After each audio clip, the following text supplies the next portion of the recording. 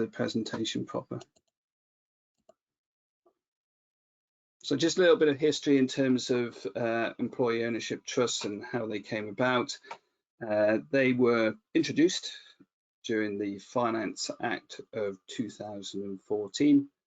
And the main objective was actually just to increase the amount of companies which are employee owned, on the basis that employee owned companies should have more employee engagement and therefore productivity should increase. This is actually, so employee ownership companies have only been around since 2014 in the UK, but in the US, it's a well-established way of selling a company, and there's a lot more of them about, and studies have been done in terms of productivity.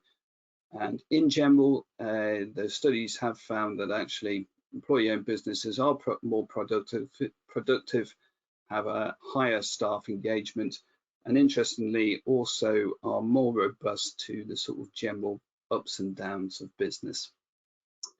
An employee ownership trust is a specialist trust which is used by owners to sell their businesses, and the trust basically works in the best interest of the employees who don't own the shares. They actually, the trust own the shares, but the employees become the beneficiaries.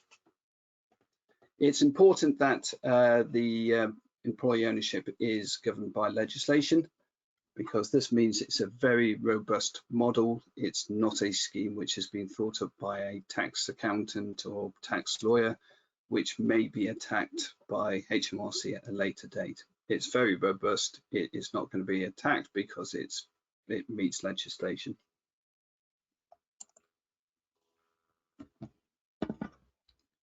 So the pictures of smiling faces, including Wallace and Gromit, it's just to say that since it came into existence, the number of companies which have moved to an EOT or sold to an EOT is around about 700, and some of the more notable and interesting companies which have done this are Aardman Animation, which is your Wallace and Gromit.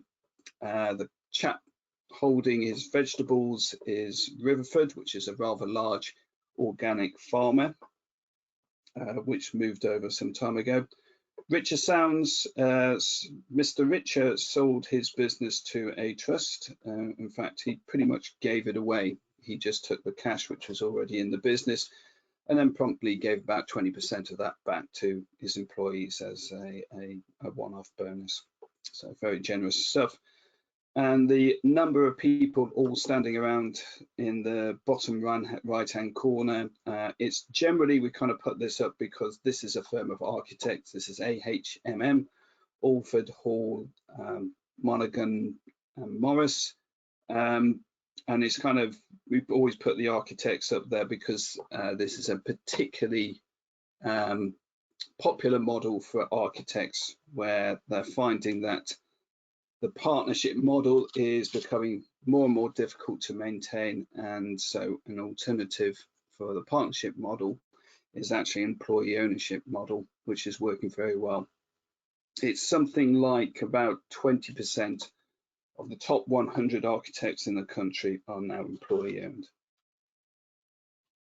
So I just want to talk quickly about I mean, usually the characteristics of the decisions that people have when they're coming up to deciding whether they're going to move to an employee-owned model is when an owner is starting to think about his potential exit or retirement. And so you get these owners who have a number of objectives. So they want to get paid a fair value for their business, but on a softer points, they want to keep that business intact. They like their legacy. They want to exit in a timescale which suits them. They don't want a whole load of nasty earnouts. In fact, they don't want a huge bout of negotiations, which might add risk and also maybe quite stressful and distracting. At the same time, they kind of want to look after their employees and also reward successes. Historically, they have had limited opportunity to be able to guarantee all those different objectives. So these are the kind of sale options that owners would have before EOTs. So you get a trade sale, private equity sale, IPO, liquidation, management buyout.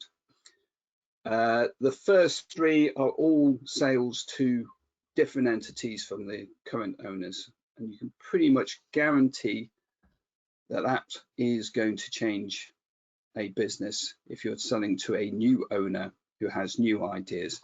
You know, you have a trade sale, there's probably the situation that they want to rationalize part of the business, probably may have their own marketing departments, have their own finance departments, and therefore they're just basically taking the business and the brand. And you hear about businesses that are sold and close their head office, move to different locations, and many of the staff are lost.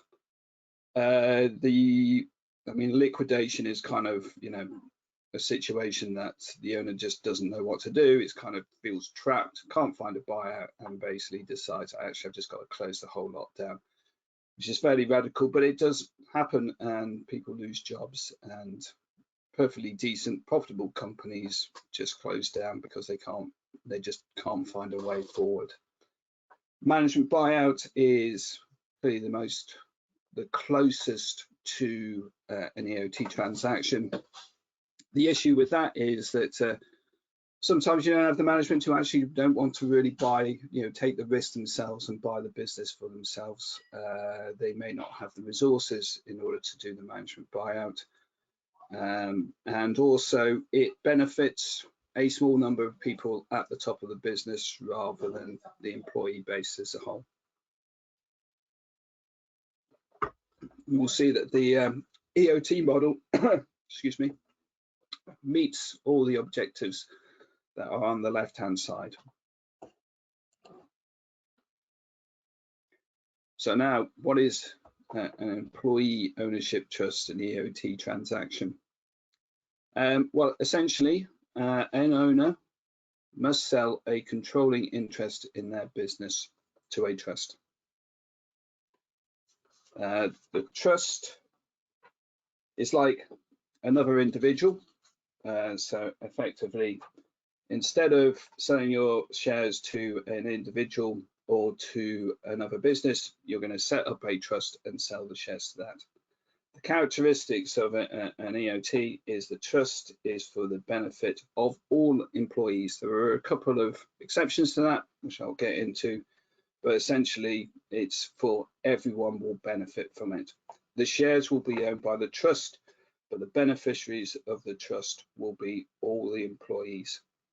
And the headline reasons are kind of the government, because they like the concept of an employee-owned business, they have tried to incentivize owners to sell their business via this route.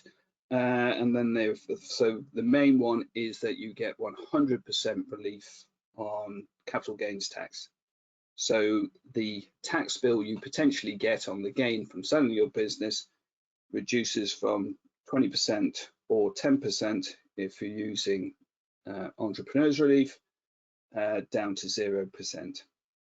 There is a second tax relief, a lesser known one, but it allows a business which is a compliant employee-owned business can pay tax-free bonuses to their employees up to $3,600 per year. There are particular criteria that must be followed when paying those bonuses. They are not purely discretionary bonuses. In fact, they're not discretionary at all. They have to be very objective in the way that the bonuses are passed down to the employees. So because the employee ownership trust is governed by legislation, it's pretty much a fair bet that there was going to be a number of rules that have to be met in order for the EOT transaction to be compliant and for the tax incentives to hook in the CGT relief and the ability to pay tax-free bonuses So there are 5 requirements that need to be put in place, and we're going to go into each one of those in a little bit more detail. So the first one is the EOT must operate for the benefit of all employees on the same terms.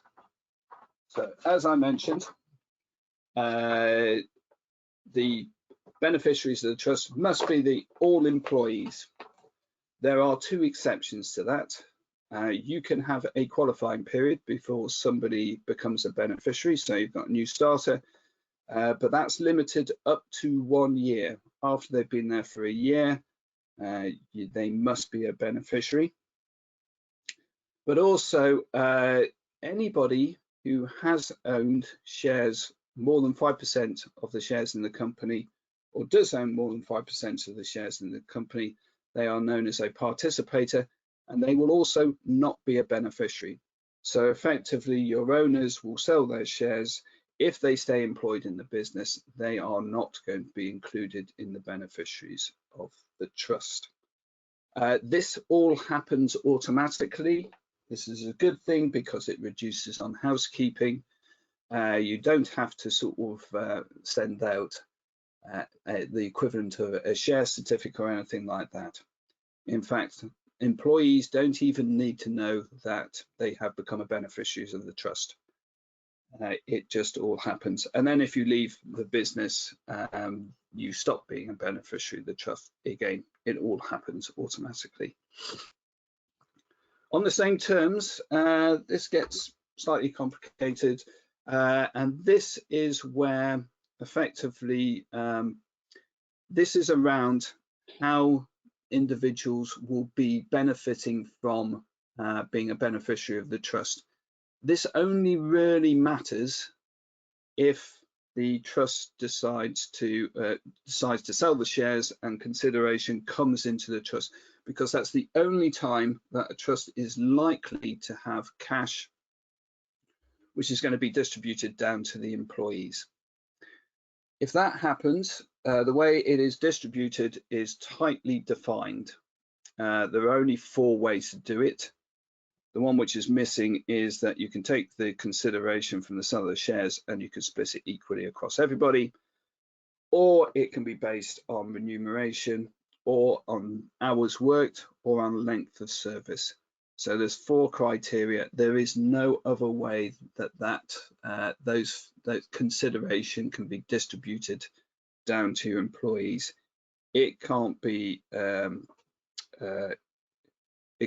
discretionary distribution, as I said. This is important if you're going into your EOT transaction, because it is the same rules. I mentioned that the tax-free bonus can't be a discretionary bonus. You have to follow the same rules in terms of a tax-free bonus. There is one key exception. Because a tax-free bonus is paid by the company which the trust owns, you don't need to be a beneficiary in order to receive a tax-free bonus. So therefore, you're kind of your previous owners or current owners who own more than 5% of the equity are entitled to receive a tax-free bonus. But then the tax-free bonus, if you get your bonus pot, you've decided this is the amount we're going to be paying to our employees. Again, you've got your 4 criteria. You can pay it based, well, you can split it equally, or based on pay, based on hours worked, or based on the length of service. You can mix those up. So you could have 25% of the consideration coming out of the trust, or your tax-free bonus being paid by the 4 different criteria, or 50-50, 50% paid equally, and 50% based on remuneration. When you decide, this is more likely to happen obviously with bonuses, because hopefully bonuses will happen at least once a year. When you decide on a particular bonus to be paid, that does not mean that you have to follow that criteria every year. It can change from 1 year to the next, whatever suits the business at the time that the bonus is being made. So requirements 3, 4, very obviously the company must be a trading company. Essentially what this has been set up is if you've got an investment company or a property company, they physically are not allowed to do an EOT transaction. They are not entitled to receive a tax-free the tax relief on capital gains tax for the sale of those type of companies. So you have to be a trading company or the holding company of a trading group. And the fourth criteria is that you must sell a controlling share to the trust. So the trust must own more than 50% of the shares in number. It must have over 50% of the voting rights. It must have over 50% of the rights to profits for distribution. Just a note there, your trust should always waive its right to any dividends which are being paid. This is because it's very tax inefficient to distribute money to your beneficiaries via dividends, because if you pay a dividend into your trust, it will create taxable income. The trust will be taxed, and when the money is then distributed down to the beneficiaries, they will also be taxed as well. So you get taxed twice on the same amount of money. Much better to pay out the profit share via bonuses. And the final one is 50% of the assets. The trust must have the right to more than 50% of the assets on winding up. One thing just to mention here, and we'll get into a bit more about this later, is you note that the trust doesn't need to own 100% of the business. When these transactions take place, out of the 700 transactions, there is a surprisingly high percentage where 100% of the shares were sold to the trust. However, you'll find post-transaction that a lot of these transactions then have key employees directly owning shares in the company. This is because direct share ownership works really well with an EOT transaction. We will get into a bit more of that later. CGT relief is only available in the tax year when the EOT first acquires control. So what this means is that I've just mentioned that literally most transactions which are done where a owner is selling to a trust, 100% of the shares are sold. There is a notable minority where owners retain some of their shares, say 20%, 30%, whatever. If they sell 70% and then sell the remaining 30% a few years later, they will not be entitled to 100% relief on the CGT. It only happens once, and it only happens when control passes.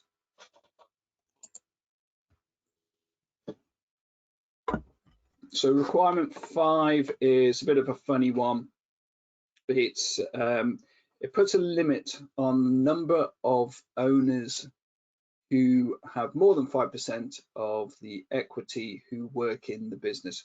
I think what the legislation is trying to do is stop family companies just doing an EOT transaction where the family owned the business and largely the family work in the business, and the actual owners of the business sell to a trust. They crystallize their capital gain, get tax relief on their capital gain, but actually all the beneficiaries are family members, so it hasn't made a huge amount of difference. So basically they've avoided paying tax, but actually they're still in the same place. So the idea of this, it's a little calculation. It's quite complicated in terms of the legislation, but it can be summarized fairly simply. If you have more than 40% or more of your employees own more than 5% of the equity, then you cannot do an EOT transaction. There is a time limit on this requirement, so it has to be the situation for 12 months before the transaction, and then to the end of the tax year following the transaction. It means that for some very small companies, so below 5, it can often be very difficult to do EOT transactions because they don't meet these requirements. They can still sell their company to a trust. They don't have any, but they just don't have any capital gain relief. Just thought it'd be useful kind of to just compare the EOT relief to what you can get from entrepreneurs relief, or as it's now known, business asset disposal relief. It really flies off the tongue. Everyone's still calling it entrepreneurs relief. So everyone knows about entrepreneurs relief, and therefore it thought it'd be quite useful. So entrepreneurs relief is a lot more restrictive than EOT relief, in that if you want to get entrepreneurs relief, you need to have more than a 5% shareholding, and you must work for the business or be a director of the business. To get EOT relief, it doesn't matter the size of the holding, and it doesn't matter if you are working for the business. You will get that relief anyway. So if you've got sort of family members if the owner's got family members who own some of the equity, they are also going to get EOT relief. So also stuff that we've already mentioned, the relief for EOT only happens in the year in which control passes, whereas entrepreneurs relief basically is there the whole time. So if a minority shareholder is selling his stake and he qualifies because they've got more than 5% and they're a employee of the business, then they can get their relief, whereas you can't get that for an EOT transaction. The tax relief, as we've mentioned before, for entrepreneurs relief, is you take it from 20% down to 10%, but you've got a lifetime limit of £1 million. Whereas EOT, it doesn't matter what size your business is, you are going to get 100% CGT relief, and there is no lifetime limit. And also the use of EOT relief will not affect your lifetime limit on CGT relief. Entrepreneurs relief, once you've received it, it doesn't matter what happens to the business afterwards. Whereas if you do an EOT transaction, there is a clawback mechanism for the relief that you are given, and vendors are at risk. So if once you've done the EOT transaction, the company must continue to be EOT compliant, otherwise a tax liability will crystallize. If it becomes non-compliant within the tax year in which the transaction took place or the following tax year, then the liability comes back to the selling shareholders as if they never had relief in the first place. After that, the liability belongs to the trust and it will never come back to the owners.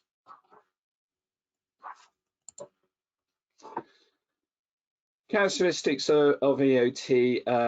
This is one of the risks that owners should be aware of. So whereas if you sell your business to a third party, the risk moves over to the third party because they've signed a sale documentation saying, I'm going to buy your shares and I'm going to pay you X amount of money, even if there is going to be some earnouts. Whereas if you do an EOT transaction, you are probably going to fund the vast percentage of people who do EOT transactions, and who sell their trust, their shareholding to a trust. They fund the transaction themselves.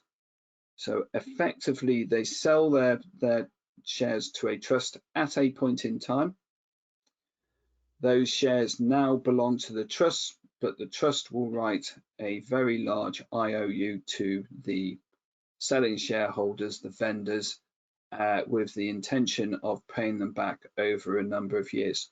The trust is established especially to do the EOT transaction. It will have no funds. So it is completely dependent on the trading company to fund the transaction.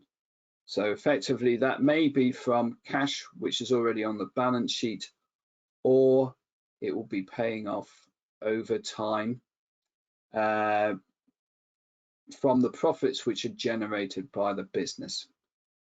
There are some alternatives. Some businesses set up third-party loans, and these are loans made to the trust where the bank pays straight away a contribution, a drawdown to the trust. You are probably going to be limited to around 2 times, 2.5 times EBITDA for these kind of loans, and they are probably not, well, I would say they're not appropriate for businesses that are not of a certain size. If you have a business which is producing less than £1 million profitability, I would strongly advise not going down the third-party loan route. But essentially, if you go down the third-party loan, you borrow the money from the bank or some other financial institution. They pay the money into the trust, which is then immediately paid over to the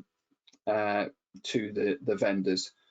The bank will then be paid off out of the profits of the business over a period of time.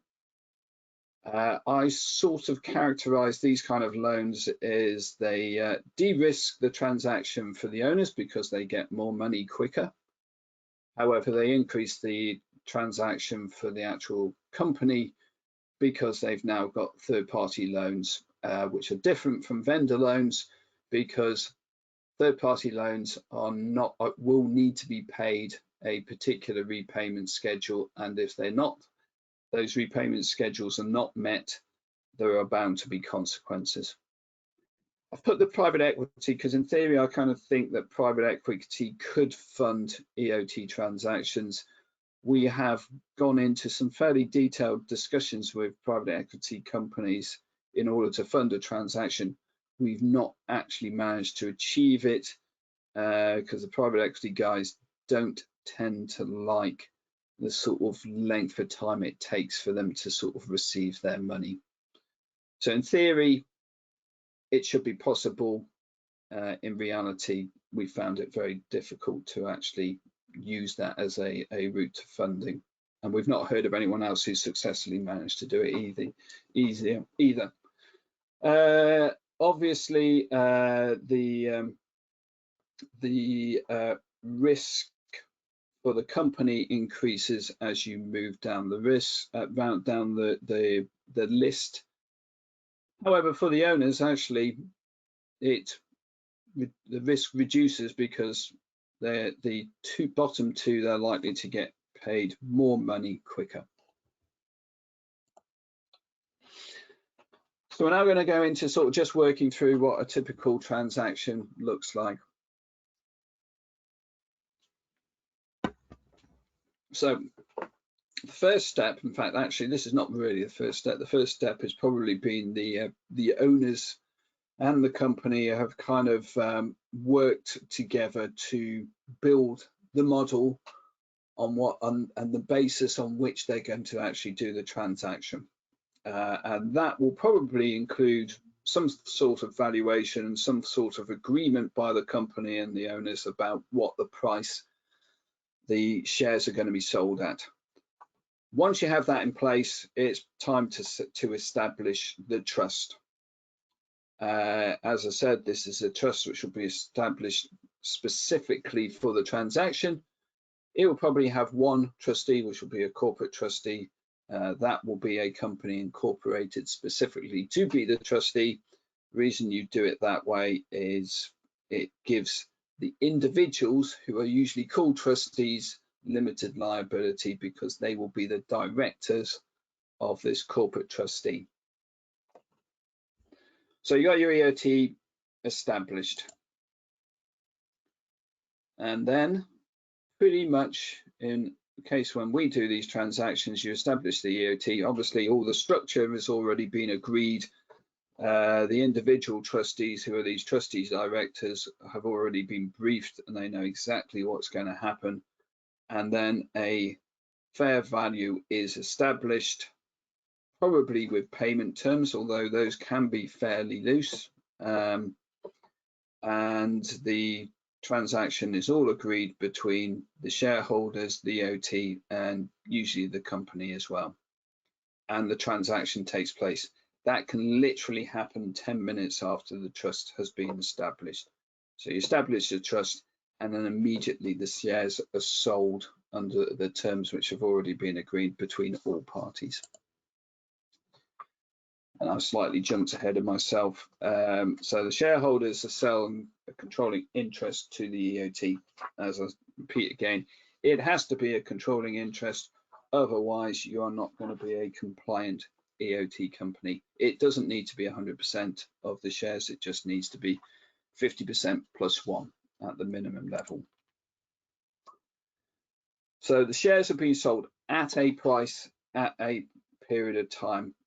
Again, then over the next number of years, we usually like to sort of work through models where we believe, given the forecast from the business and given the historic profitability of the business, that the vendor loans can be paid off within a period of sort of 5 to 6 years. We think that is a reasonable period to take.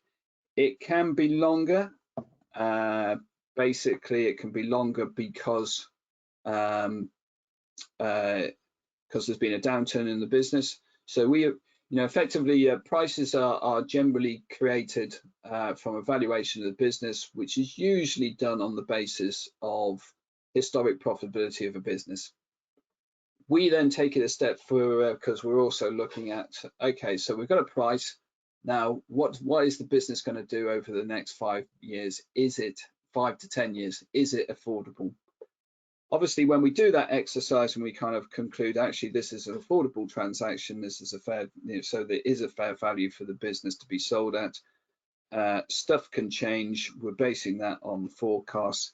If there is a downturn, effectively, the length of time that the business can be paid for may increase.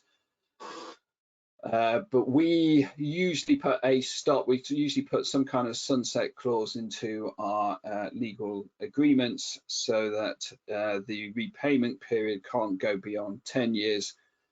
We almost, it's kind of like putting an automatic repricing of a business, because it kind of says, okay, so the business hasn't been able to pay for itself within 10 years. Therefore, in hindsight, the business was overvalued when it was sold, and therefore we're going to have a price adjustment. It means that the employees at some point have a backstop where the business will stop paying profits to the previous owners, and then you can get into your profit sharing scenario where the beneficiaries really start to benefit from the fact they're working for an employee-owned business.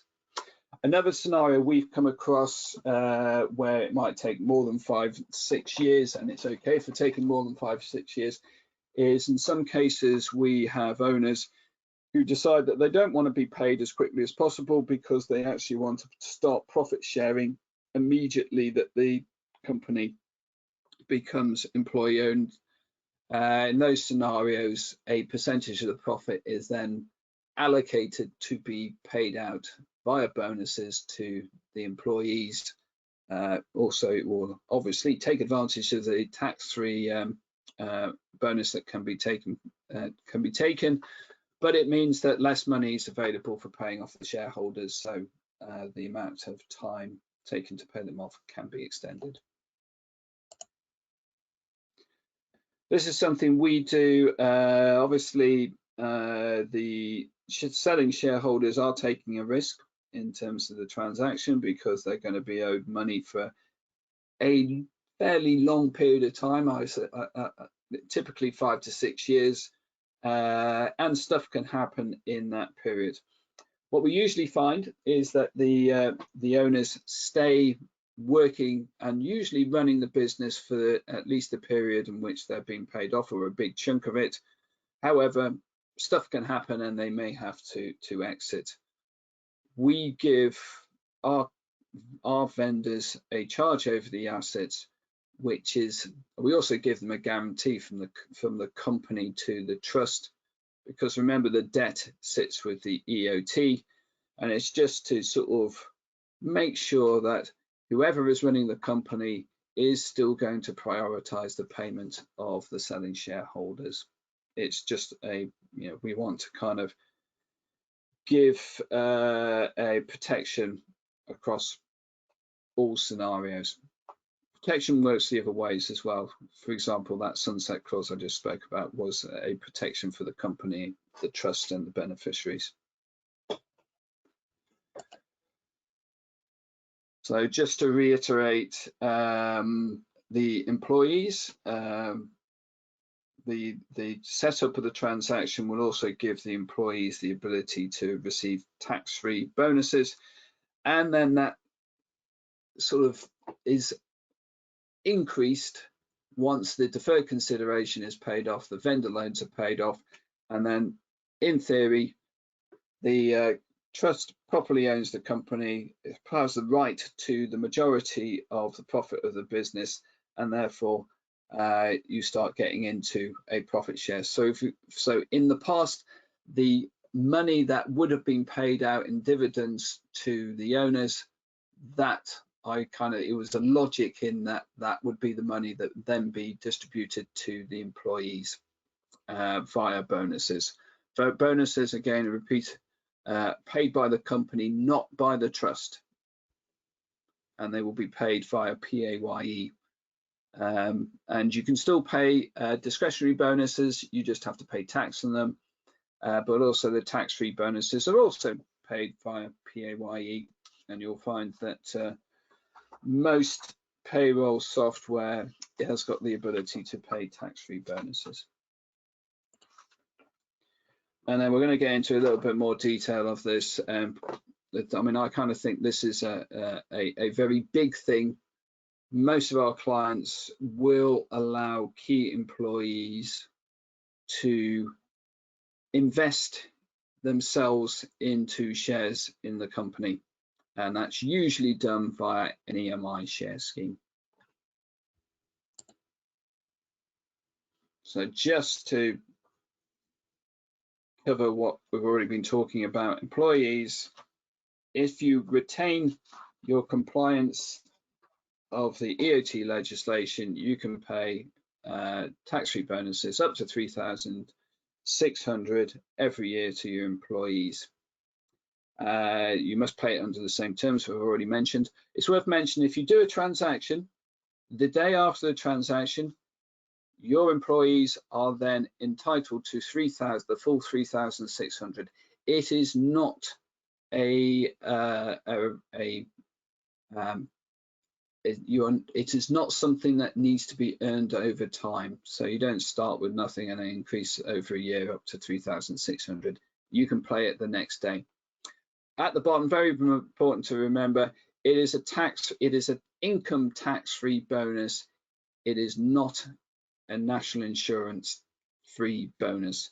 So the national insurance has to be paid both types, employers and employees.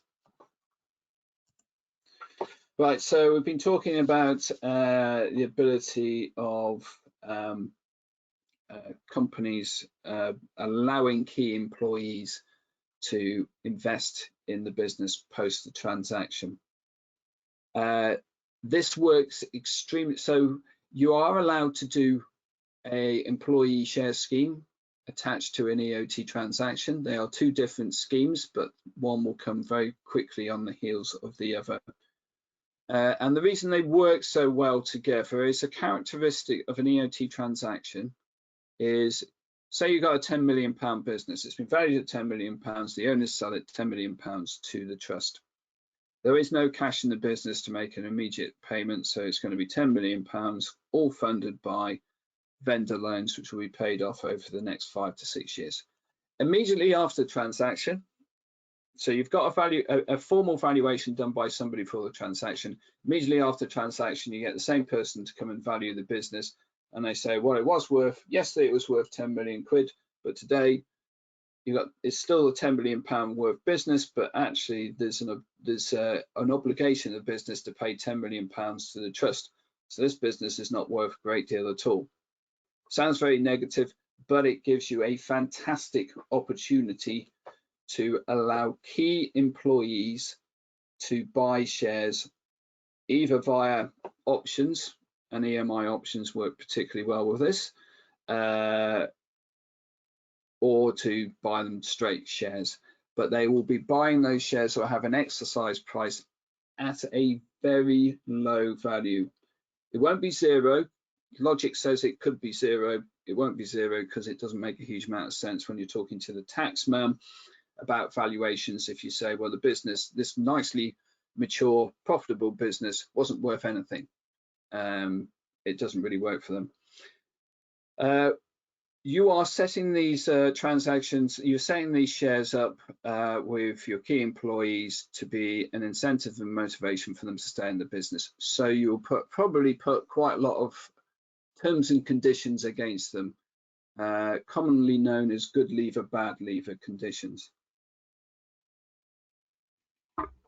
Effectively, what you don't want to happen is you give a whole load of shares to somebody, they buy them at a very low price, and then as soon as they exercise their options, they sell their shares for a whacking great gain, and then basically take the money and set up in competition. That is definitely a bad lever. And the way you would deal with that person, you would say, right, well, I'm going to buy your shares back because you've agreed that you're going to buy your shares, but you're a bad lever and you are going to get at best what you paid for the shares in the first place. You are not going to take a gain, and you're going to be forced to sell. You don't want people walking off with your shares, because then that gives you a housekeeping problem trying to keep track of everybody who's got shares into the future. You just have to remember, however many shares you're giving out, you have a kind of a limit of 49%. We suggest to clients they don't really want to go over 40%, because if they do, they're going to run out of road. We also kind of suggest that they give proper consideration about the way this looks to the rank and file employees, because it kind of looks as though they're getting a really, potentially, if it's not managed correctly and the communication doesn't go particularly well, it might look as though it's kind of the top management are, all employees in an employee-owned business are equal, apart from the top management, who turn out to be a little bit more equal than others. Anyway, the EMI share scheme with an EOT transaction gives your key employees a very great benefit, and it's a kind of one of those things. It's such an opportunity. It only happens once. It would be a shame not to allow people to benefit from this. We have another webinar which we are going to focus totally on EMI options in an EOT business. It's predominantly going to be run by my colleague John Dormer, who has a wealth of experience in EMI and other share schemes, but I may well make a guest appearance. So that's the EOT transaction. Actually, before I get into the summary of EOT benefits, the headline benefit and the incentive that the government has set up are the two tax incentives. So the first one is basically that the owners are allowed to sell their companies tax-free. The second one is that employees of employee-owned businesses can receive tax-free bonuses. But our experience is those are not the key reasons why owners use an EOT transaction. And the summary of what are the benefits of doing an EOT transaction is essentially you don't have to sell your business to somebody else. You don't have to go and find your buyer. You don't have to pay an M&A department a huge amount of money to find your buyer and maybe not find your buyer. You don't have to go into a huge number of negotiations. Everyone doesn't need to get lawyered up. You don't have to spend 6 months having a due diligence exercise where you're opening up all your books to and all your confidential information to your competitors, and you don't get distracted from the day-to-day transaction. An EOT transaction is a lot more straightforward. The only people you are negotiating is potentially with your senior management team and with your advisors, but the rules are quite tight, so you're very limited. Everyone is very limited on what they can negotiate. And you can do these transactions at a relatively low cost within 3 months from first thinking about it. So on that basis, the summaries are vendors can sell their business for a fair amount, and why shouldn't they, even though they're selling it to their employees? They get 100% tax relief. It's never the major reason for doing these transactions unless somebody is being badly advised. There is a low execution risk and minimal disruption. The only execution risk you've got is if the owners change their minds, because once you've paid us or engaged us, it is going to happen unless you stop us. Mentioned you don't have to open your books to competitors for them to do their due diligence. The company remains independent. I would go further. Actually, the company not just stays independent, it can stay exactly as it was before. It can have the same management team. A lot of people who do these transactions like to sort of take the opportunity to increase employee engagement. You don't need to do that. In fact, I would say it's a change enough for the owners to sort of sell their shares to a trust. It's better to evolve that employee engagement while the owner is kind of exiting the business and doing their succession planning.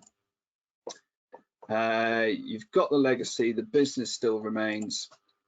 Oh yeah, something I haven't mentioned yet. HMRC allows clearance to be given on these transactions.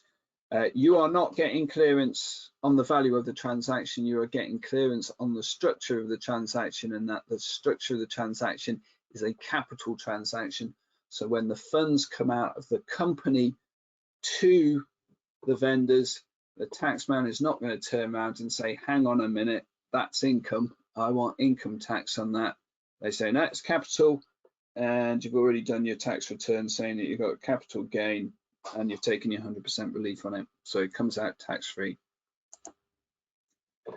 And employees become beneficiaries of the business in a sustainable way. They immediately get their right to the tax-free bonus, and then they should also, after a period of time that the owners are paid off, then get enhanced bonuses, because the profits that would have been paid out via dividends to the owners are now being distributed across the employee base.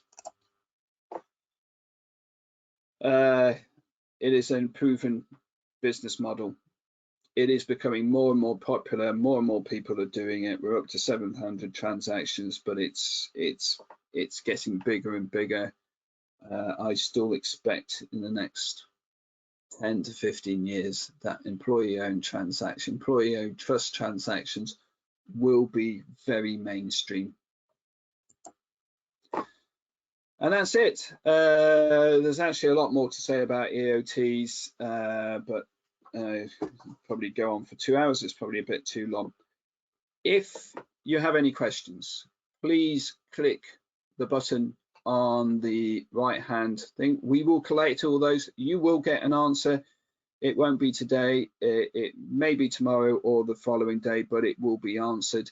If you would like to get in touch with me directly, to talk about any aspect of EOT transactions, you have my email address, and I will be very pleased to hear from you. Also, up and coming webinars, we have our EMI options in an EOT owned business on the 27th of April. It will be good if you've already done your transaction or you're leading up to doing your transaction. It's really worth listening to.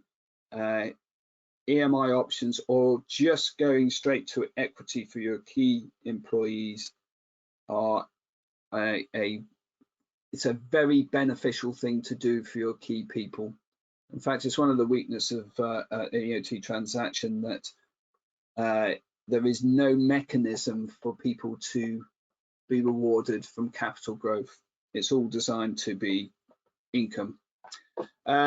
This presentation will appear on our YouTube channel and our website.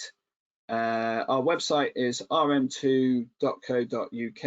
If you just put RM2 into a Google, you may well get a pallet company. That is not us.